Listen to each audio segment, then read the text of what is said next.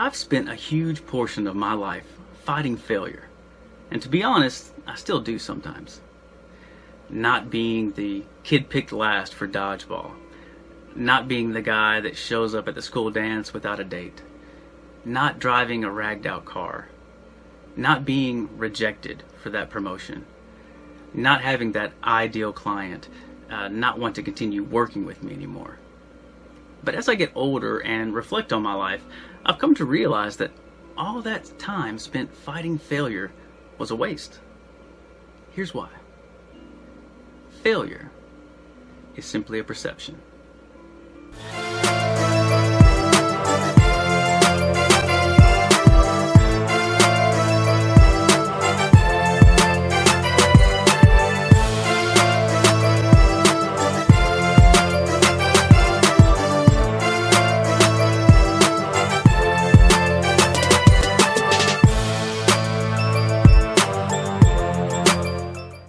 Everything that happens to us is filtered through the lens of our beliefs. I'll give you some examples. One person says, I'm all alone. Another person says, I'm single and free. One person says, I'm well paid. Another person says, I'm miserable at my job. One person says, I'm productive. Another person says, I'm way too busy. So much of life is relative. Whether you win or lose depends largely upon your perception. I remember back when I was in high school, there was a relay race, and a friend of mine was my partner, for that race. And so we got up to this starting line, and he says to me, I really hope we lose. That shocked me, of course, and so I said, why do you say that? And he replied to me, well, if my expectations are low, well, then I won't be disappointed.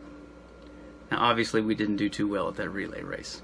So I'm not advocating that kind of defeatist mentality, but I am saying much of what we see as failures actually aren't. The key to lasting success is a realistic and patient view of accomplishment. Your focus must be on the long term, not the immediate. If 1,000 perceived failures lead to a stunning victory that changes your life, were they really failures? If 1,000 bad dates lead to you meeting your soulmate, was it a waste of time? If 1,000 disappointments culminate in you ultimately realizing your dream, were they truly setbacks or stepping stones? So maybe a better title for this post is How to Handle Setbacks and Disappointment.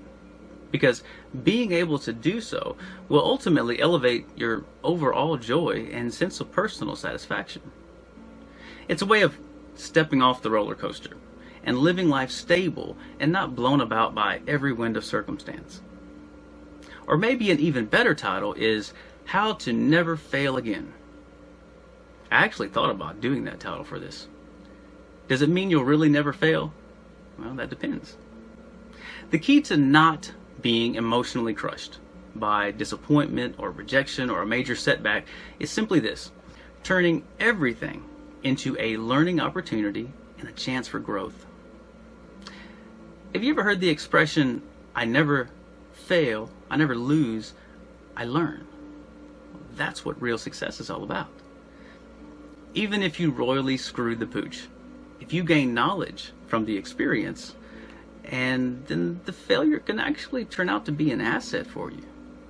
In fact, some of my greatest failures have led to some of my biggest successes, simply because of the lessons that I learned from them.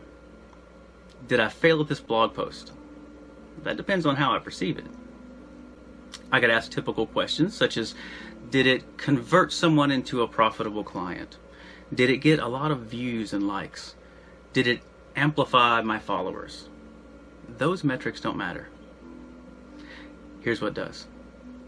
Did I try my very best to share value with someone that will better their life? On that point, I can honestly say I have. My success or failure is therefore not measured externally, but internally, by who I am and who I love. And even if I bombed, I learned. So remember that failure is responsive not reactive. In many things, we cannot control the outcome. But we can control whether we react impulsively in a negative way or if we respond with courage and conviction. Be a professional good sport when things go wrong and turn the loss into an advantage. When we learn to lose with grace, we fail forward. Allow things to be what they are. What you see as a failure might just be a blessing in disguise. Until next time, don't just be transformed, be kinged.